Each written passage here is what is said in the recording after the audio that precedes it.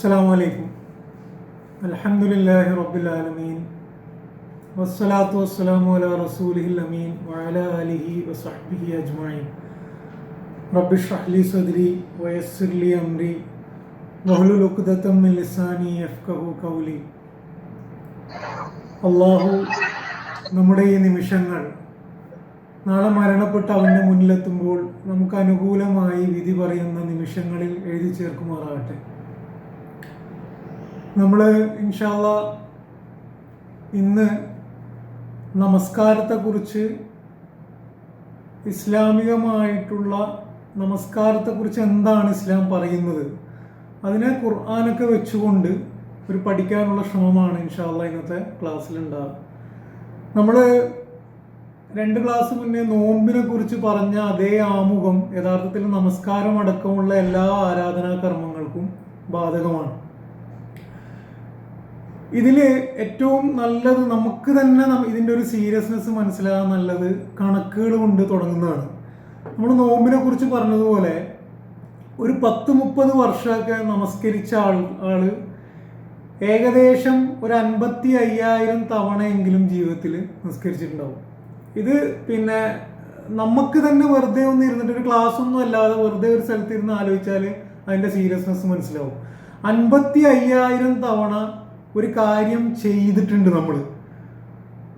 ഞാൻ ചോദിക്കുന്നത്, അതുകൊണ്ട് നമ്മുടെ ജീവിതത്തിൽ എന്താണ് മാറ്റം ഉണ്ടായിട്ടുള്ളത്? നിങ്ങൾ നോക്കിക്കഴിഞ്ഞാൽ ഒരു വിശ്വാസിയായ മനുഷ്യനും വിശ്വാസിയല്ലാത്ത മനുഷ്യനും ഒരു ദിവസം ഒരുമിച്ച് യാത്ര ചെയ്യുകയാണെങ്കിൽ അവർ തമ്മിൽ വേറെ ഒരു രീതിയിലും വ്യത്യാസം ഇല്ലെങ്കിലും നമസ്കാരത്തിൻ്റെ സമയമായാൽ ഒരു വ്യത്യാസം വരും. ഒരാൾ നമസ്കരിക്കും, മറ്റേ നമസ്കരിക്കൂല. ഈ ഒരു വ്യത്യാസമല്ലാതെ ആ നമസ്കാരം കഴിഞ്ഞിട്ടുള്ള ജീവിതത്തിൽ എന്ത് വ്യത്യാസമാണ് ഇങ്ങനെ ചെയ്യുന്ന ഒരാളും അല്ലാത്ത ഒരാളും തമ്മിലുള്ളത് എന്ന് വളരെ ഗൗരവത്തിൽ നമ്മൾ ആലോചിക്കേണ്ട കാര്യമാണ്. എന്തായാലും ഒരു വ്യത്യാസവും നമ്മളിൽ വരുത്താനല്ലാത്ത വെറുതെ ഒരു സംഭവമാണ്, വെറുതെ ഒരു കുത്തിമറിയൽ പരിപാടിയാണ് ഇസ്ലാം ആസൂത്രണം ചെയ്തത് എന്നത് എന്തായാലും ഇസ്ലാമിനെ നമുക്ക് അതിൻ്റെ ആഴത്തിൽ പഠിക്കുമ്പം, അല്ലെങ്കിൽ അതിൻ്റെ ബേസിക് പഠിക്കുമ്പോൾ നമുക്ക് മനസ്സിലാവും. കുറച്ചും കൂടി കണക്കുകൾ പറഞ്ഞു കഴിഞ്ഞാൽ 17 തവണയാണ് നമ്മൾ ഒരു ദിവസം റുക്കൂ ചെയ്യുന്നത്. ഏകദേശം 34 തവണ സുജൂദ് ചെയ്യുന്നുണ്ട്. ഒരു 153 തവണയെങ്കിലും നമ്മൾ സുബ്ഹാന റബ്ബിയൽ അദീം വബിഹംദി, സുബ്ഹാനല്ലാഹ് അൽഹംദുലില്ലാഹ് എന്ന് പറഞ്ഞുകൊണ്ടിരിക്കുന്നുണ്ട്. എന്തോ ഒരു മർമ്മപ്രധാനമായ ഉദ്ദേശം നമ്മുടെ ജീവിതത്തിലും മനസ്സിലും സ്വഭാവത്തിലും നടക്കണമെന്ന് അള്ളാഹു ഉറപ്പായിട്ടും ഒരു ഉദ്ദേശമുണ്ട് എന്ന് കാണാൻ കഴിയും. സാധാരണ നമ്മുടെ ജീവിതത്തിൽ ഒരു കാര്യം ഇങ്ങനെ റിപ്പീറ്റ് ചെയ്തുകൊണ്ടിരിക്കുമ്പോൾ എന്തായാലും നമ്മുടെ ജീവിതത്തിന് അതെന്തെങ്കിലും മാറ്റം ഉണ്ടാക്കുകയും ചെയ്യും. ഇസ്ലാമിൽ നോക്കിക്കഴിഞ്ഞാൽ ഖുർആനും ഹദീസിലൊക്കെ നമസ്കാരം എത്രത്തോളം ഒരു വിശ്വാസിക്ക് ഇമ്പോർട്ടൻ്റ് ആണ് എന്ന് പറയുന്നതായിട്ട് കാണാൻ കഴിയും. നമസ്കാരം ശരിയായാൽ മാത്രമേ നമുക്ക് മഹ്ശറയിൽ ഒരടി മുന്നോട്ട് വെക്കാൻ കഴിയുള്ളൂ എന്ന് നമ്മൾ പഠിപ്പിക്കപ്പെട്ടിട്ടുണ്ട്. എന്ന് മാത്രമല്ല, മനസ്സുകൊണ്ടെങ്കിലും, കംപ്ലീറ്റ്ലി രോഗാവസ്ഥയിൽ ഉണ്ടാകുമ്പോൾ മനസ്സുകൊണ്ടെങ്കിലും നിസ്കരിക്കണം എന്ന നിർബന്ധ ബുദ്ധിയോടുകൂടി പഠിപ്പിച്ച ഒരു കാര്യമാണ് നമസ്കാരം.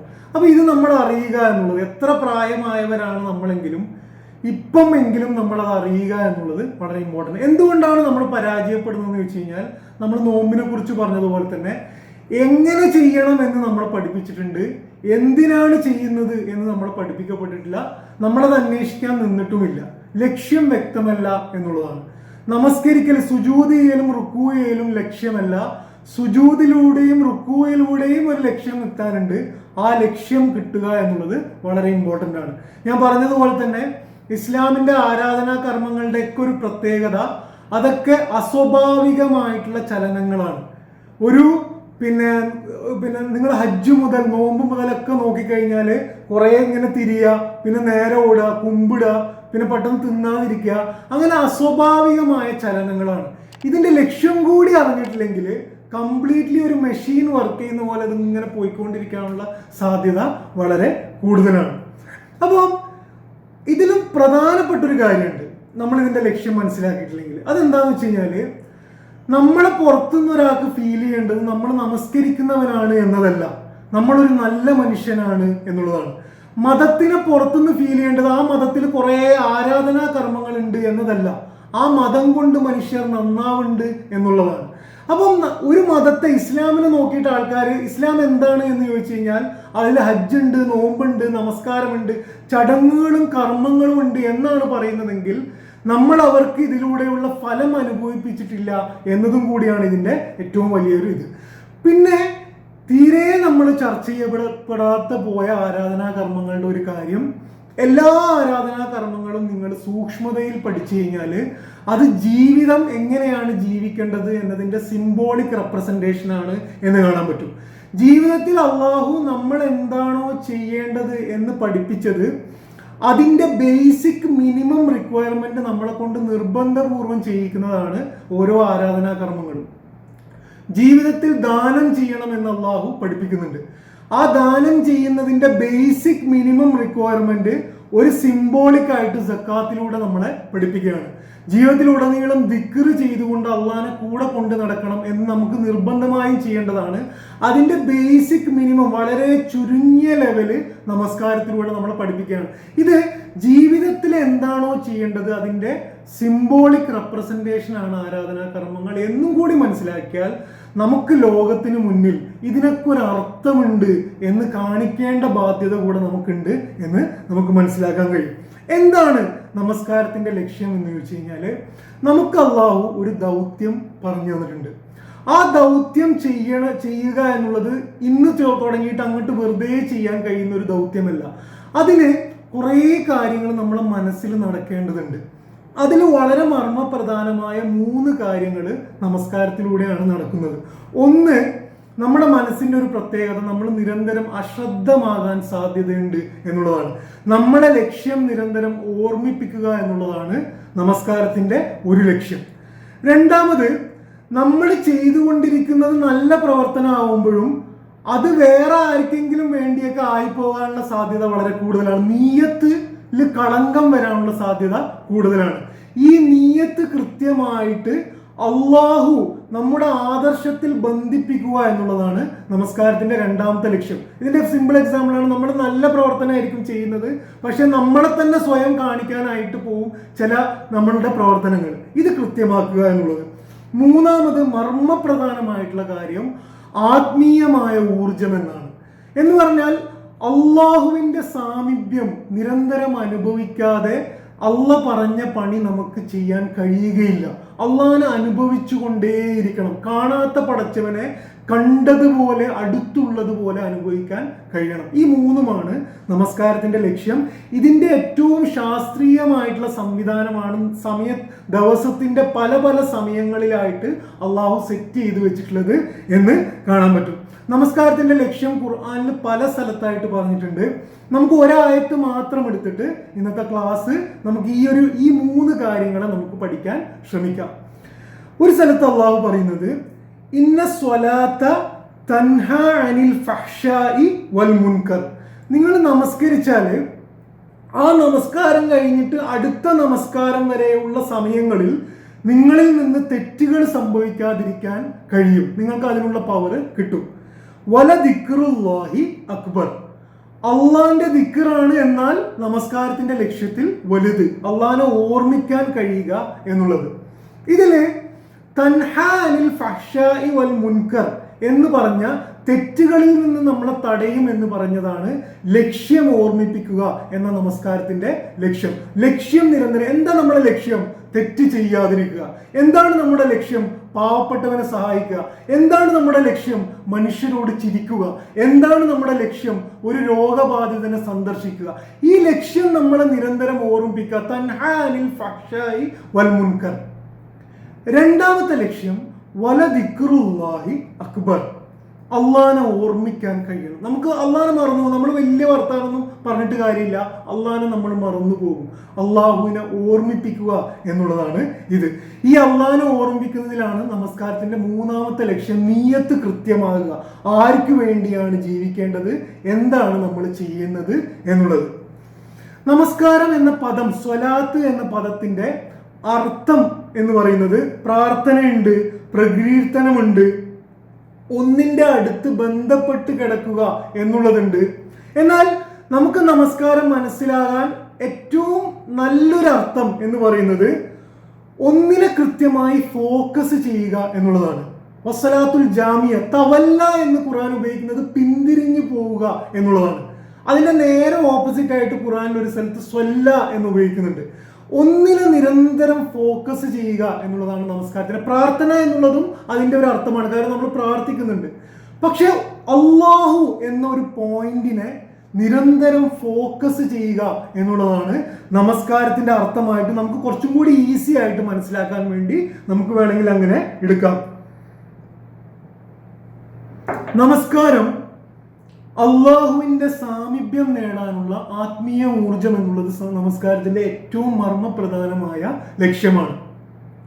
നമസ്കാരം വിശ്വാസിയുടെ മിഅ്റാജ് ആണ് എന്നാണ് നമസ്കാരത്തെ ഏറ്റവും സുന്ദരമായി ഉപയോഗിച്ച, നമസ്കാരത്തെ ഇഷ്ടപ്പെട്ട, നമസ്കാരത്തിലൂടെ ജീവിതത്തിൽ വിജയിച്ച പ്രവാചകൻ സല്ലല്ലാഹു അലൈഹി വസല്ലം പഠിപ്പിച്ചത്. നമസ്കാരം വിശ്വാസിയുടെ മിഅ്റാജ് ആണ് എന്നുള്ളതാണ്. എന്താണ് മിഅ്റാജ്?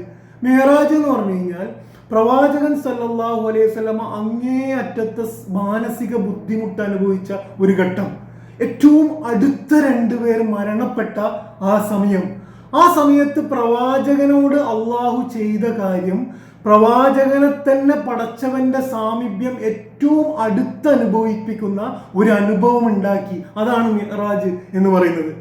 അങ്ങനെ പറയുമ്പോൾ നമസ്കാരം വിശ്വാസിയുടെ മിഅ്റാജ് ആണ് എന്ന് പറഞ്ഞാൽ എന്താണ്? ഓരോ 5 നേരവും നമ്മുടെ മനസ്സിനെ പടച്ചവനെന്ന സാമീപ്യത്തിൽ അടുപ്പിക്കുന്ന 5 നേരത്തെ മിഅ്റാജാണ് നമസ്കാരം. ഇതാണ് കാലാകാലമായിട്ട് നമ്മളെന്ന തുച്ഛമായ, നമ്മളെന്ന നിസ്സാരനായ മനുഷ്യജീവിയുടെ അടുത്ത് നടക്കുന്നത്. അള്ളാഹുവുമായിട്ട് 5 നേരം മിഅ്റാജാണ് നമ്മുടെ ജീവിതത്തിൽ നടക്കുന്നത് എന്നുള്ളത്. കാരണം ഞാൻ നേരത്തെ പറഞ്ഞ പോലെ മുസ്ലിം ആകുക എന്നുള്ളത് കടുപ്പമുള്ള പണിയാണ്. സാമ്പത്തികമായ ബുദ്ധിമുട്ട് വരുമ്പം ആൾക്കാർക്ക് എന്തും ചെയ്യാം, മുസ്ലിമിന് അങ്ങനെയൊന്നും ചെയ്യാൻ കഴിയില്ല. ക്ഷമിച്ചിരിക്കണം. എത്ര ചീത്ത കേട്ടാലും ആൾക്കാർക്ക് എന്തും ചെയ്യാം, മുസ്ലിമിന് അതൊന്നും ചെയ്യാൻ കഴിയില്ല. ക്ഷമിച്ചിരിക്കണം. വല്ലാത്തൊരു പ്രതീക്ഷയിൽ, നാളെ എന്നുള്ള പ്രതീക്ഷയിൽ നിൽക്കണം. ഇത് സംഭവിക്കണമെങ്കിൽ അള്ളാഹിന്റെ ചേർത്ത് പിടിക്കൽ നമുക്ക് നടക്കണം.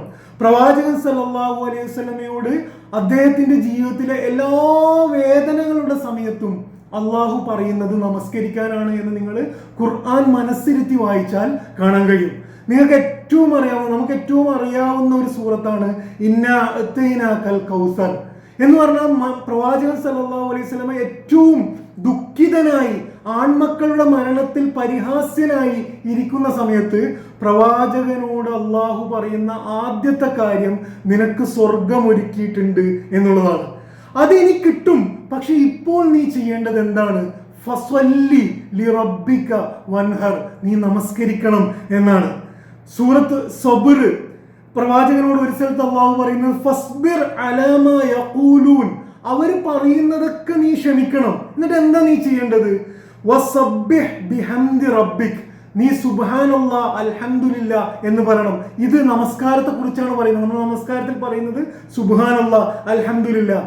അങ്ങനെ നമസ്കരിക്കണം എന്ന് പറഞ്ഞിട്ട് ആ ആയത്തിന്റെ അവസാനത്തിൽ അള്ളാഹു പറയുന്നത് ലഅല്ലക തർള എന്നാണ്. നിനക്ക് അതിലൂടെ സംതൃപ്തി, സമാധാനം ലഭിച്ചേക്കാം എന്നുള്ളതാണ്. ഇതാണ് നമ്മുടെ ആയുധം. ഇതാണ് നമ്മുടെ ആർക്കുമില്ലാത്ത നമ്മുടെ പവറും സ്ട്രെങ്ത്തും ഊർജവും നമസ്കാരമാണ്.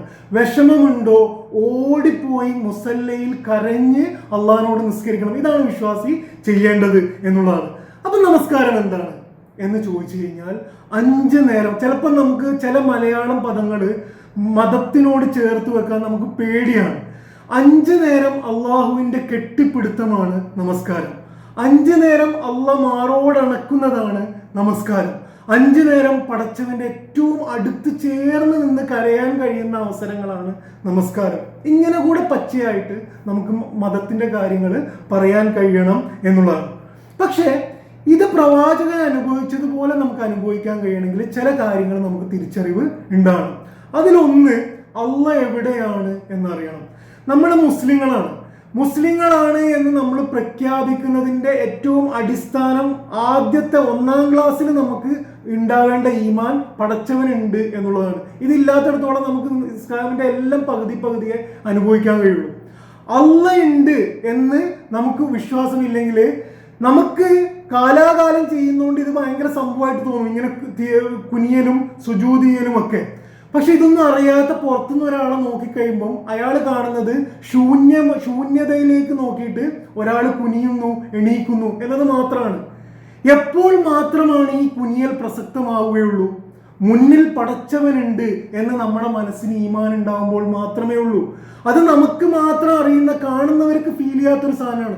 അള്ള ഉണ്ട് എന്ന ഉറപ്പ് വേണം എന്ന് മാത്രമല്ല, അള്ള എവിടെയുണ്ട് എന്ന ഉറപ്പ് നമുക്ക് വേണം. അള്ള എവിടെയാണ് എന്ന് ചോദിച്ചു കഴിഞ്ഞാൽ നമ്മൾ പലപ്പോഴും കുട്ടികൾ ചോദിക്കുമ്പോൾ പറയില്ല അള്ള മുകളിലാണ് എന്നാണ്. പക്ഷെ ഖുർആൻ അങ്ങനെയല്ല പറയുന്നത്. ഖുർആൻ പറയുന്നത് അള്ളാഹു അടുത്താണ് എന്നാണ്. എല്ലാരെയും കാളിയും നമ്മുടെ അടുത്ത് ആരാണെന്ന് ചോദിച്ചു കഴിഞ്ഞാൽ അത് പടച്ചവനാണ്. ഇന്നി ഖരീബ് ഇദാ സഅലക ഇബാദി അന്നി, എന്നെ കുറിച്ച് ചോദിച്ചാൽ അവരോട് പറയാ ഫ ഇന്നി ഖരീബ് എന്നാണ് അള്ളാഹു പറയുന്നത്. 3-4 സ്ഥലങ്ങളിൽ അള്ളാഹു ഖുർആനിൽ ഇത് പരിചയപ്പെടുത്തുന്നുണ്ട്. വേറെ സ്ഥലത്ത് അള്ളാഹു പറയുന്നത് വലഖദ് ഖലഖനൽ ഇൻസാന വനഅലമു മാ തുസ്വിസു ബിഹി നഫ്സു, അവന്റെ ആത്മാവിന്റെ ചെറിയ മന്ത്രണങ്ങൾ, ചെറിയ മർമ്മരപ്പുകൾ വരെ അറിയാവുന്ന അടുപ്പത്തിലാണ് ഞാനുള്ളത്. വനഹ്നു അഖ്റബു ഇലൈഹി മിൻ ഹബ്ലിൽ വരീദ്, അവന്റെ ഈ കണ്ടനാടിയേക്കാൾ അടുത്താണ് അവനുള്ളത് എന്നുള്ളതാണ്. അപ്പം നമസ്കാരം റെഡിയാവണമെങ്കിൽ ആദ്യം നമുക്ക് ഉണ്ടാവേണ്ടുന്ന ഈമാൻ അള്ളാഹു നമ്മുടെ മുസല്ലയിൽ നമ്മുടെ ഏറ്റവും അടുത്തുണ്ട് എന്നുള്ളതാണ്. രണ്ടാമത് നമുക്ക് ഉണ്ടാവേണ്ടുന്ന തിരിച്ചറിവ് ഖുശൂ എന്നുള്ളത്. ഖുശൂ എന്ന് പറഞ്ഞാൽ നമസ്കാരത്തിലുടനീളം പടച്ചവൻ എന്ന ദിക്റിൽ നിൽക്കുക. ഇത് ഇന്ന് തീരുമാനിച്ചിട്ട് നാളെ നടക്കുന്ന ഒരു സംഗതിയല്ല എന്ന യാഥാർത്ഥ്യ ബോധവും നമുക്ക് വേണം. അത് നടക്കുക മെല്ലെ മെല്ലെ മനസ്സിനെ പിടിക്കലാണ്. ചിലപ്പോൾ ആദ്യം ഫാത്തിഹ വരെ മാത്രമേ നമുക്ക് കിട്ടുള്ളൂ, ചിലപ്പോൾ നമുക്ക് ഒരു റക്അത്തേ കിട്ടുള്ളൂ, ചിലപ്പോൾ അങ്ങനെ മെല്ലെ മെല്ലെ. ഇത് നമ്മളിൽ മാറ്റം വരുന്നുണ്ട് എന്ന് നമുക്ക് എപ്പോഴാണ് മനസ്സിലാവുന്നത് ചോദിച്ചു കഴിഞ്ഞാൽ, നമ്മുടെ മനസ്സിന്റെ ചിന്ത മാറുന്നുണ്ട് എന്ന ചിന്ത നമുക്ക് വരുന്നത് എപ്പോഴാണോ അപ്പോൾ നമ്മുടെ മനസ്സ് ഇരുത്തി തുടങ്ങിയിട്ടുണ്ട്. ചിലപ്പോൾ നമുക്ക് മനസ്സ് എവിടെയാ പോകുന്നതെന്ന് പോലും അറിയില്ല. മനസ്സിന്റെ ചിന്ത പോകുന്നുണ്ട് എന്ന് നമുക്ക് മനസ്സിലാകുന്നുണ്ടെങ്കിൽ അപ്പോൾ നമുക്ക് ക്ലിയർ ആകുന്നുണ്ട് എന്നുള്ളതാണ് നമ്മൾ മനസ്സിലാക്കേണ്ടത്. അപ്പം ഈ ഒരു തിരിച്ചറിവ് നമുക്ക് ഉണ്ടായിക്കഴിഞ്ഞാൽ നമുക്ക് ഉണ്ടാവേണ്ടുന്ന തയ്യാറെടുപ്പ് എന്ന് പറയുന്നത് ഇതും പ്രവാചകൻ സല്ലല്ലാഹു അലൈഹി വസല്ലമിന്റെ പഠനത്തിൽ കൃത്യമാണ്. പക്ഷെ നമ്മുടെ മതത്തിലെ ചടങ്ങുകളായി അർത്ഥമില്ലാത്തതായി മനസ്സിലാക്കിക്കൊണ്ട് നമുക്ക് പിന്നെ ഇതൊന്നും ഒരു പ്രശ്നമല്ല. പ്രവാചകൻ പറഞ്ഞു, നമ്മൾ ചെയ്യും. പ്രവാചകൻ സല്ലല്ലാഹു അലൈഹി വസല്ലം വുളു പഠിപ്പിക്കുന്നുണ്ട്. വുളു എന്ന് പറയുന്നത് നമ്മുടെ ശരീരം മൊത്തം കഴുകി വൃത്തിയാക്കുന്ന ഒരു പരിപാടിന്റെ പേരൊന്നുമല്ല. വുളു യഥാർത്ഥത്തിൽ വൃത്തിയാക്കുന്നുണ്ട്. പക്ഷെ വുളുവിൽ എന്തിനാണ് എണ്ണുന്നത്? എന്തുകൊണ്ട് 5 ആയിക്കൂടാ എന്ന് ചോദിച്ചു കഴിഞ്ഞാൽ, മാനസികമായി കൂടെ നമ്മൾ തയ്യാറാകും. നമ്മൾ എണ്ണുമ്പോൾ 1, 2, 3 എന്നെണ്ണുമ്പോൾ നമ്മൾ വുളു മുതലെങ്കിലും നമ്മൾ ചെയ്യാൻ പോകുന്ന മഹത്തരമായ മിഅ്റാജിലേക്ക് നമ്മൾ റെഡിയാവണം. വുളു മുതൽ നമ്മൾ നമസ്കാരത്തിലേക്ക് ആവണം. അറ്റ്ലീസ്റ്റ് ഇഖാമത്ത് മുതലെങ്കിലും നമ്മുടെ മനസ്സ് നമ്മൾ കൃത്യമായി നമസ്കാരത്തിലാണ് എന്ന് കാണുന്നത്. നമ്മൾ അപ്പുറത്തും ഇപ്പുറത്തൊക്കെ തിരിഞ്ഞു നോക്കിയിട്ട് മൊത്തം ലോകത്തിലെ മനുഷ്യരെ നന്നാക്കേണ്ടുന്ന പണിയാണ് നമ്മളെന്നാണ് നമ്മൾ ഇഖാമത്ത് കൊടുത്തു കഴിഞ്ഞാൽ തിരിഞ്ഞു നോക്കുന്നത് കണ്ടു കഴിഞ്ഞാൽ തോന്നുക. പക്ഷേ ഇഖാമത്ത് മുതൽ വുളുവൊക്കെ മാനസികമായിട്ട് ഈ ഒരു കാര്യത്തിന് നമ്മൾ തയ്യാറാകുക എന്നുള്ളതാണ് എന്ന് കാണാൻ പറ്റും. പ്രവാചകൻ സല്ലല്ലാഹു അലൈഹി വസല്ലം പഠിപ്പിച്ച 2 ടൂളുകളുണ്ട് ഇതിന്. അതിലൊന്ന് നമ്മുടെ ചിന്തയിൽ അള്ളാന്റെ മുന്നിലാണ് എന്നതാകുക എന്നുള്ളതാണ് ഒന്നാമത്. ഒരു ഹദീസില് പ്രവാചകൻ സല്ലല്ലാഹു അലൈഹി വസല്ലം പറയുന്നത്, നിങ്ങൾ നമസ്കരിക്കുമ്പോൾ അങ്ങോട്ടും ഇങ്ങോട്ടും നോക്കരുത്. കാരണം നിങ്ങളെ അള്ളാഹു നോക്കിക്കൊണ്ടിരിക്കുകയാണ്. എപ്പോൾ വരെ? നിങ്ങൾ അള്ളാഹുവിൽ നിന്ന് ശ്രദ്ധ തിരിക്കുന്നത് വരെ. എത്രത്തോളം ഗൗരവമാണ് എന്ന് ആലോചിച്ച് നോക്കുക.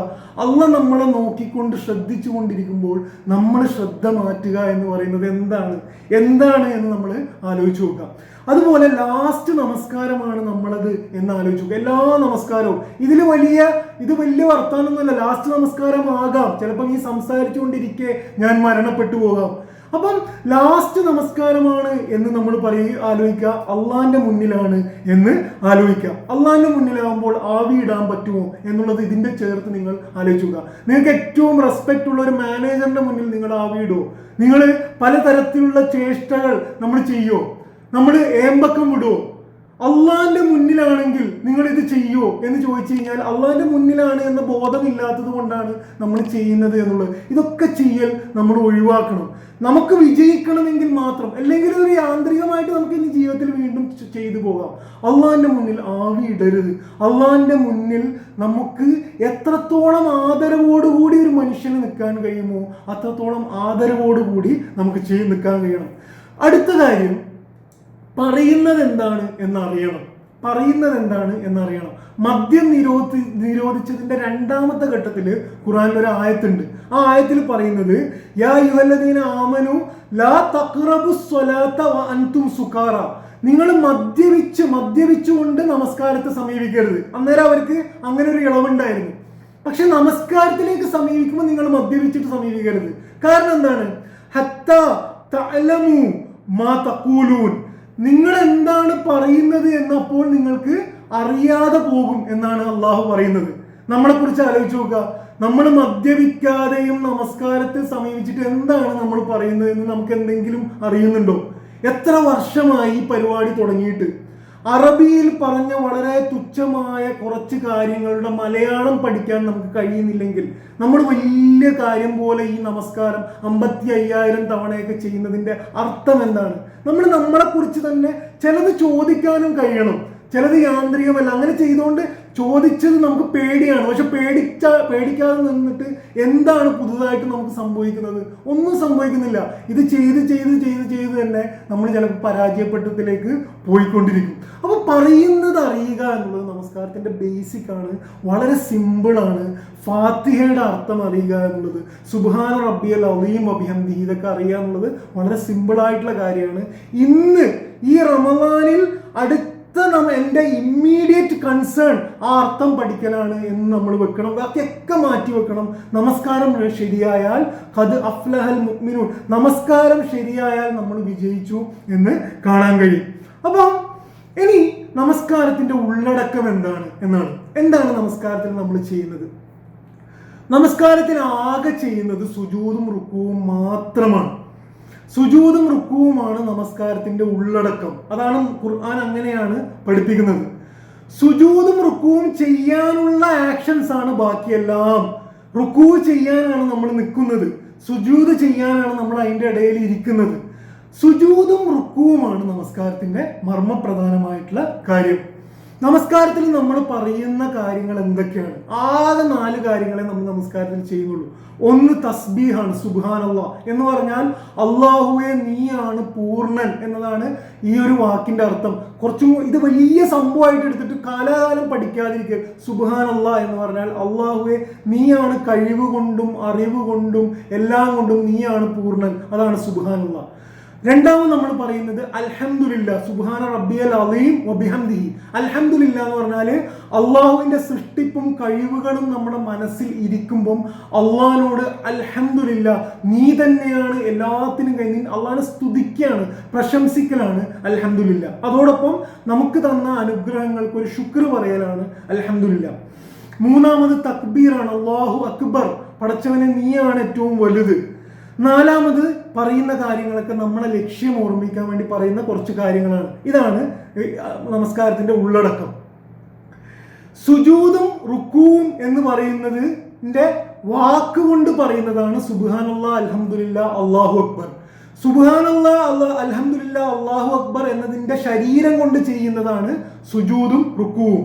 എന്ന് പറഞ്ഞാൽ സുജൂദും സുബ്ഹാനല്ലാഹ് എന്ന് പറഞ്ഞാൽ നമ്മൾ അപൂർണരാണ്, അള്ളാഹു ആണ് ഏറ്റവും പൂർണ്ണൻ എന്ന് സമ്മതിച്ചു കൊടുക്കലാണ് സുബ്ഹാനല്ലാഹ്, അൽഹംദുലില്ലാഹ്, അല്ലാഹു അക്ബർ. ഇത് പടച്ചവനും മനുഷ്യനും സൃഷ്ടാവും തമ്മിലുള്ള ബന്ധത്തിൽ ഇസ്ലാം നിരന്തരം പറഞ്ഞുകൊണ്ടിരിക്കുന്ന 2 കാര്യമാണ്.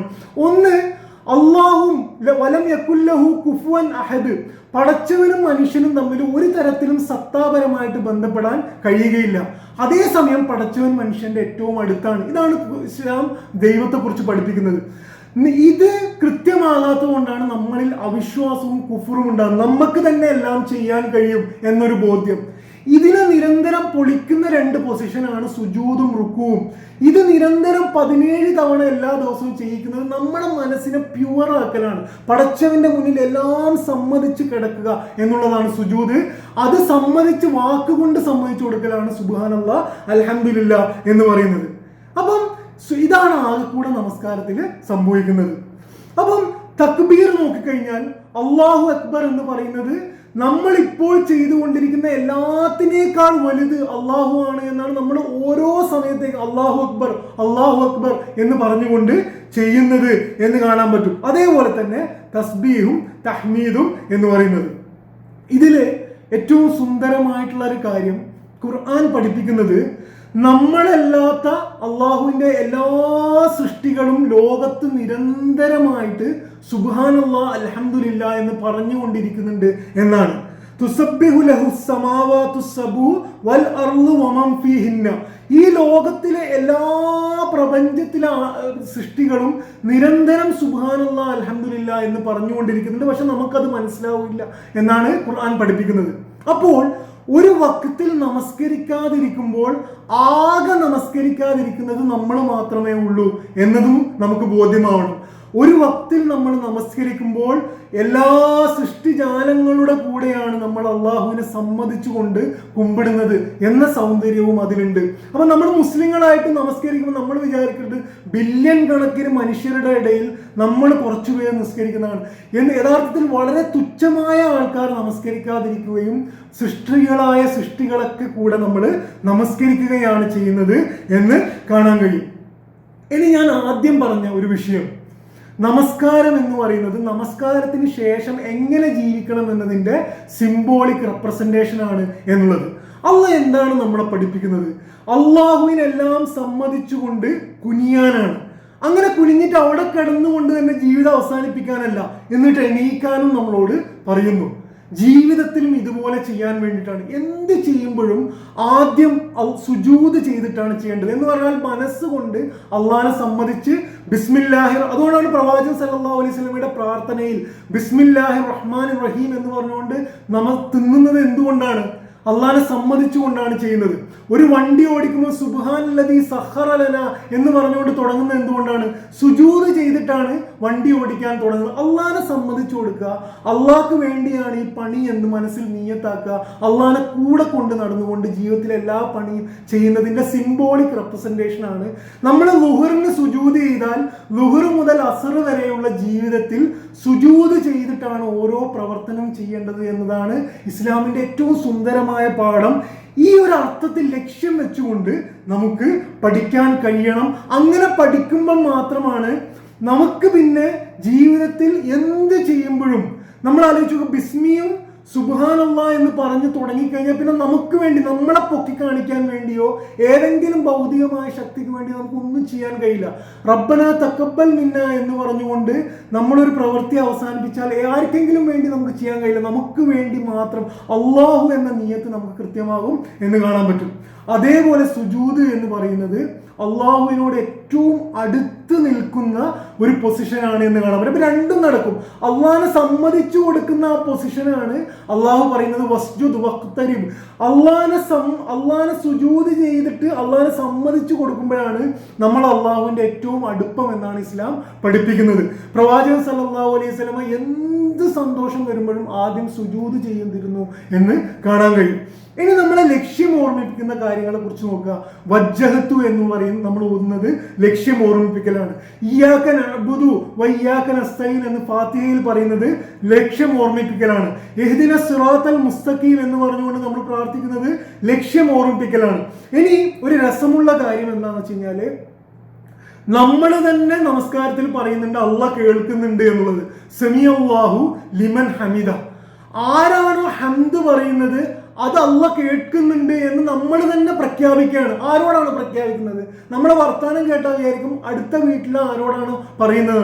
നമ്മളോട് തന്നെയാണ് നമ്മൾ പറയുന്നത്. നമസ്കാരത്തിൽ പറയുന്നതൊക്കെ അള്ളാഹിനോട് പറയുന്നത് പോലെ നമ്മളോടുമാണ് പറയുന്നത്.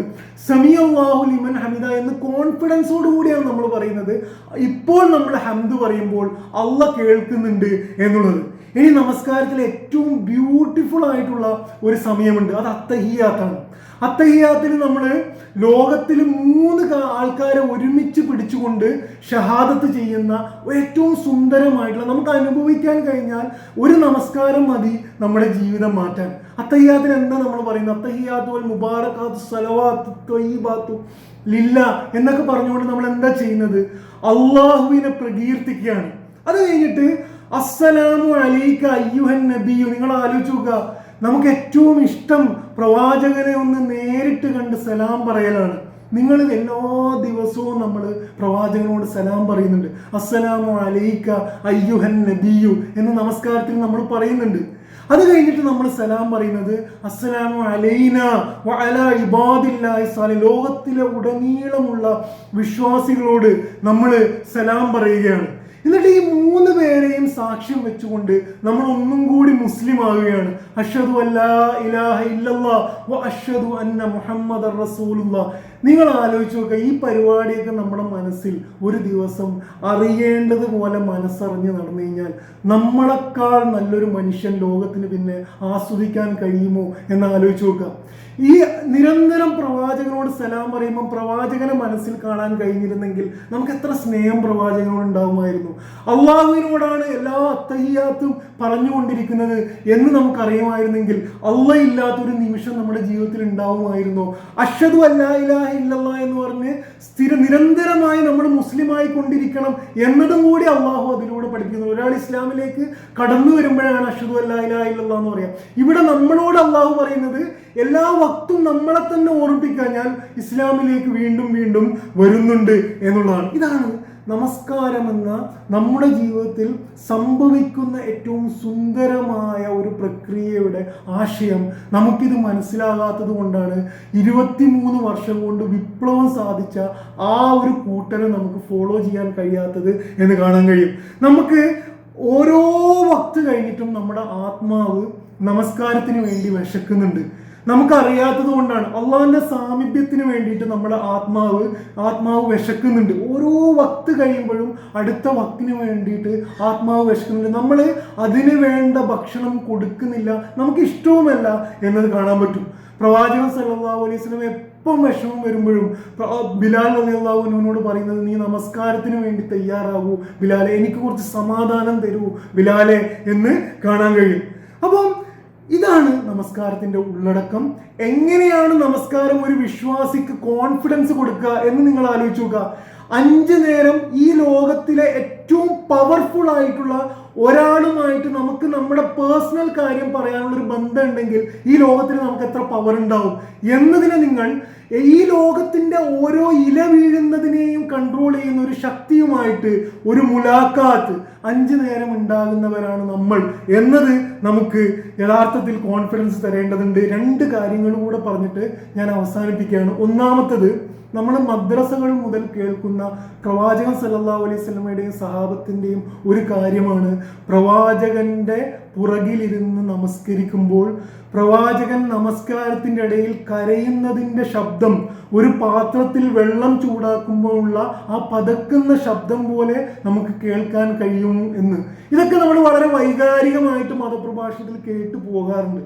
പക്ഷെ ഇത് നമ്മുടെ ജീവിതത്തിലും സംഭവിക്കുമ്പോഴാണ് നമുക്ക് സ്വർഗം ലഭിക്കുള്ളൂ. ഇത് സംഭവിക്കാൻ മാത്രം പവർഫുൾ ആയിട്ടുള്ളൊരു കാര്യമാണ് നമസ്കാരം എന്ന് നമ്മൾ മനസ്സിലാക്കണം. നമ്മുടെ ഉള്ളും കരയാൻ കഴിയണം. നമസ്കാരത്തിലെ ഓരോ കാര്യവും മനസ്സറിഞ്ഞ് പറയുകയാണെങ്കിൽ നമുക്ക് കരയാതിരിക്കാൻ കഴിയുകയില്ല. ഉമർ റളിയല്ലാഹു അൻഹു ഒരു നമസ്കാരത്തിൽ ഒരു യാക്കൂബ് നബി അലൈഹി ഇസ്ലാമിന്റെ ജീവിതത്തിൽ ഒരു സംഭവത്തിനെ കുറിക്കുന്ന ഖുർആന്റെ ആയത്ത് ഓതിയ സമയത്ത് പൊട്ടി കരഞ്ഞു എന്നുള്ളതാണ്. ആ ആയത്ത് ഖാല ഇന്നമാ അഷ്കു ബസ്സി വഹുസ്നി ഇലല്ലാഹ് എന്നുള്ളതാണ്. യാക്കൂബ് നബി അലൈഹി ഇസ്ലാം പറയുന്നത്, എൻ്റെ വിഷമം ഞാൻ അള്ളാഹുവിനോട് മാത്രമാണ് തുറന്നു പറയുന്നത്, നിങ്ങൾ എന്തിനാണ് അതിൽ ബേജാറാകുന്നത്, അള്ളാഹിനോട് മാത്രമേ തുറന്നു പറയുന്നുള്ളൂ എന്നത് ഓതുന്നത് മനസ്സിലായത് കൊണ്ട് ഉമർ റളിയല്ലാഹു അൻഹു കരഞ്ഞ് കരഞ്ഞ് ആ നമസ്കാരത്തിലൂടെ കരഞ്ഞു എന്നുള്ളതാണ്. എങ്ങനെയാണ് നമസ്കാരത്തിൽ നിന്ന് സഹാബത്തിന്റെ അമ്പുകൾ എടുക്കുന്നതെന്ന് ചോദിച്ചു കഴിഞ്ഞാൽ മാനസികമായിട്ടുള്ള ഒരു വല്ലാത്ത ഒരു ആത്മീയതയുടെ വല്ലാത്ത ആഘോഷമാണ് നമസ്കാരം എന്നുള്ളത്. അത്തരത്തിലുള്ള ഒരു നമസ്കാരം ഈ റമദാനാണ് നമുക്ക് നമസ്കാരം ശരിയാക്കാനുള്ള ഏറ്റവും സുന്ദരവും സുലഭവുമായി ഏറ്റവും സുന്ദരമായിട്ടുള്ള അവസരം. ഈ റമദാനിൽ മനസ്സിരുത്തിക്കൊണ്ട് ഖുശൂ വരും, മെല്ലെ മെല്ലെ നമ്മുടെ മനസ്സിന്റെ തലം വരും, മെല്ലെ മെല്ലെ അള്ളാഹു ആണെന്ന് നമ്മളെ തന്നെ ഓർമ്മിച്ച് മനസ്സിനെ പിടിച്ച് വെച്ചുകൊണ്ടേയിരിക്കുക. നിരന്തരമായിട്ട് നമ്മുടെ മനസ്സിനെ ഖുശൂവിനെ കുറിച്ചുള്ള യാഥാർത്ഥ്യ ബോധ്യം ഞാൻ പറഞ്ഞു നമ്മളോട് എന്ന് പറഞ്ഞാൽ ഇന്ന് തീരുമാനിച്ച് നാളെ സംഭവിക്കുന്ന ഒന്നല്ല. ചിലപ്പം നമ്മുടെ മനസ്സ് പോകുന്ന ആ സമയമാണ് നമ്മൾ അറിയേണ്ടത്. എന്നിട്ട് മെല്ലെ മെല്ലെ പിടിച്ചുകൊണ്ട് ഓരോ ദീർഘിച്ച് കൊണ്ടേ ഇരിക്കുക എന്നുള്ളതാണ്.